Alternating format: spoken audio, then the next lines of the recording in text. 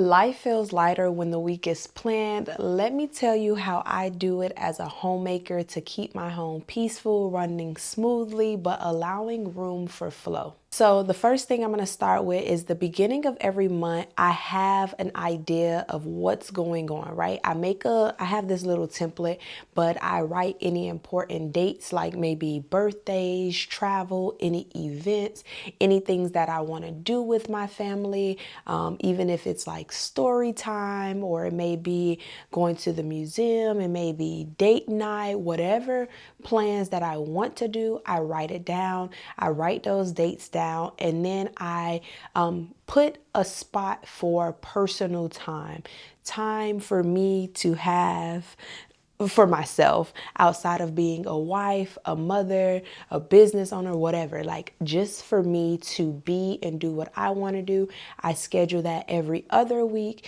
and my partner schedule it every other week also. And then family days. So minimum 2 days out of the month, we do something.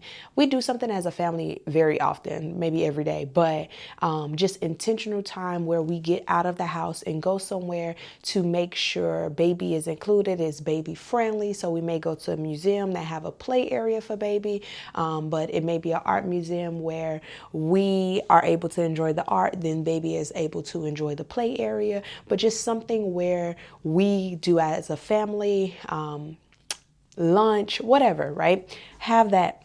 That's at the beginning of the month. That's the first thing.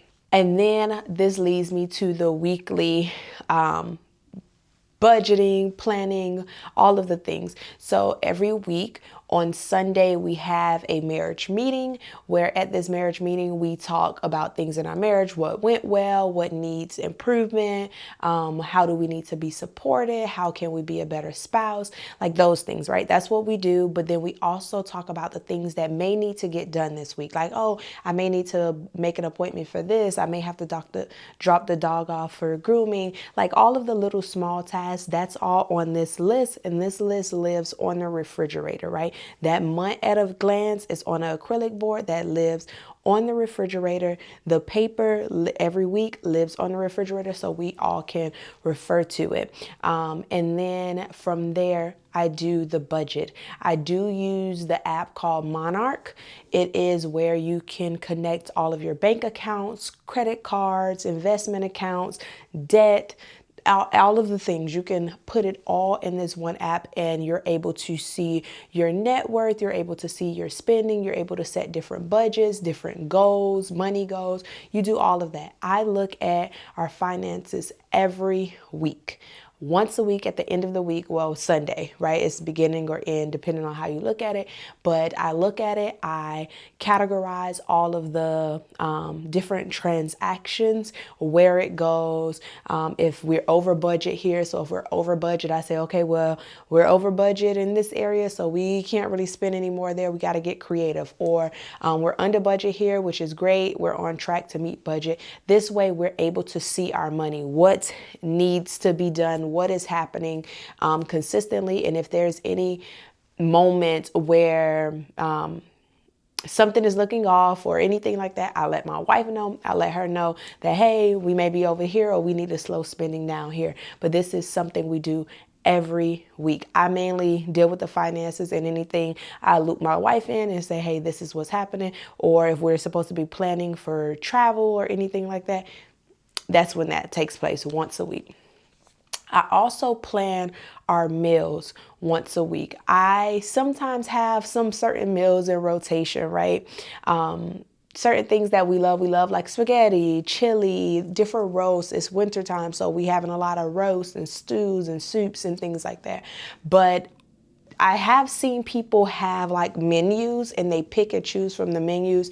I feel like the few items that we like to rotate is in my head. I can kind of go by that. If I do need inspiration for meals, I go back to my past weeks. I also will look on TikTok and type in, if I have, let's say, a lot of ground beef, I might type in TikTok or on Pinterest, ground beef recipes using rice or something, because I might have a lot of rice. Or I just put the ingredients. I have ground beef, tomatoes, sausage, rice, and beans. and then put recipe at the end. And Pinterest has different ideas that include those things. I also have cookbooks. So if there's a recipe I've been wanting to try, or if I want to get creative, I'll look in a cookbook, and that's where I'll get inspiration for the meals. Once I plan the meals at the same time though, like as I'm planning the meals, based off of what we have, I create a grocery list of items that I need to buy based off of the meals. Certain things are always in rotation. I buy fresh fruit every week. I buy eggs every week. I think that's pretty much it that I buy every week. So everything else is geared towards the meals. I also plan the lunch, what lunch we're eating, because normally we eat leftovers from dinner, but for the past couple months, we've been working on some fitness and health goals. So I have a set lunch that we eat that I meal prep on Sundays. With the grocery list, I also create a freezer list, which is items that I need to get out of the deep freezer, because in the deep freezer, I do store meat, veggies. I store things in bulk. So a lot of times I don't have to buy a lot of protein every week. And this freezer list, because I have a freezer inventory list, because I need to know what's in my freezer. I cannot be the person who don't know what's in my freezer until I go digging. So I take the inventory off and I create a freezer list. I make sure the freezer items are upstairs here, because the deep freezer is downstairs by Sunday, so that I can have everything to cook and prepare for the week. Then I go to the grocery store, right? So when I go to the grocery store, I have a set budget. It depends from $75 to $100, depending on where I am in the budget for the month. If I have overspent at the beginning of the month, I might only have $50 and I got to make it do what it do, right? So the meals, ideas, and then my grocery list, and then actually grocery shopping. When it comes to grocery shopping, I do coupon. I won't say a lot, like I'm not an extreme couponer, but I do use like the Kroger app, Publix app.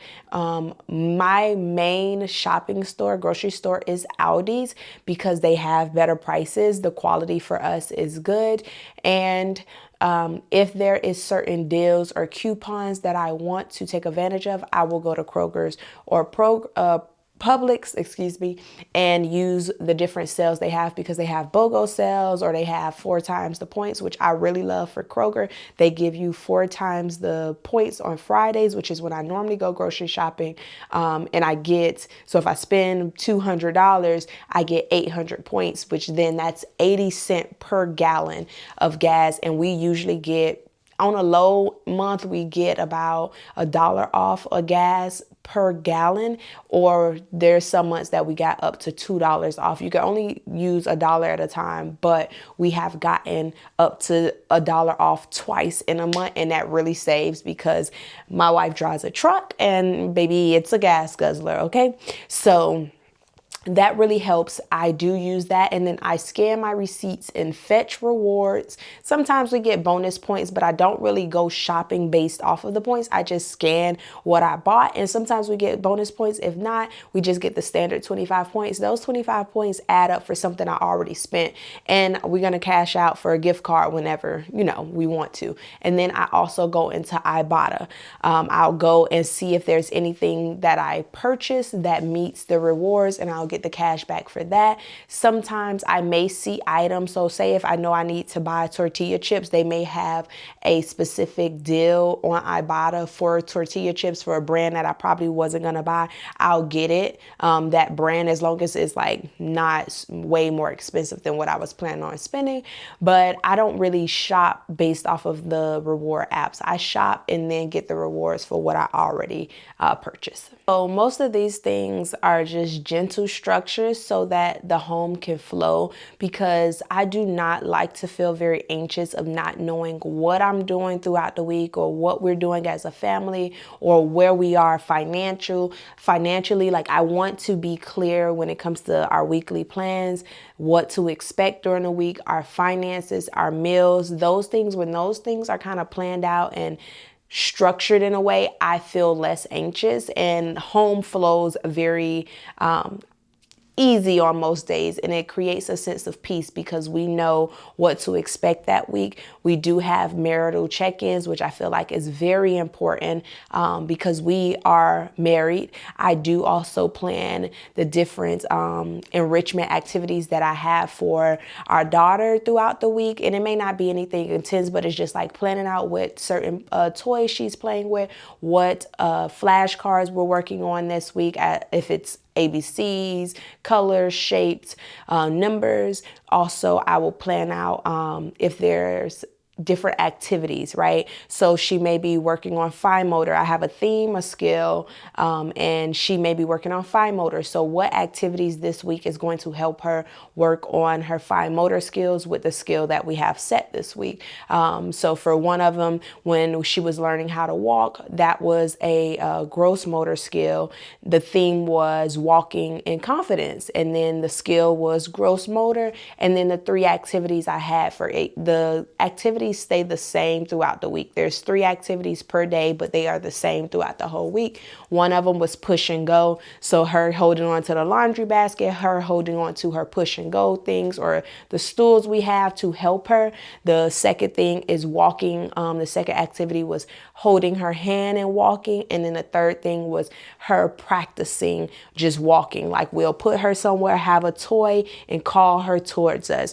And by the end of the week, she was like walking with confidence. But that was because we put intentional time. So we were already doing those things, but we may have not done all 3 things in one day. But I think planning those things out and me feeling as if not only am I just staying home with her, but I am also feeding her things that she needs and helping her grow in ways that are important for her development. But then I am also pouring into my marriage. I am then also pouring into myself with my weekly plan of doing things and including things that are important to me. I am feeding my family, nourishing meals by doing the meal planning, the meal list, the grocery shopping. I am making sure I take care of the money, right? Being a good steward of our money. So all of these things, I feel like making sure I have a plan and planning for them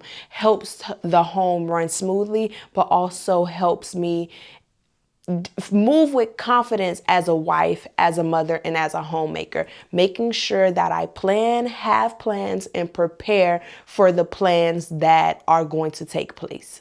If you love cozy, intentional home life, homemaking, gardening, motherhood, marriage, this channel is for you. I am Sunny Brooks, and I am so happy for you to be here with me. I'll see you next time.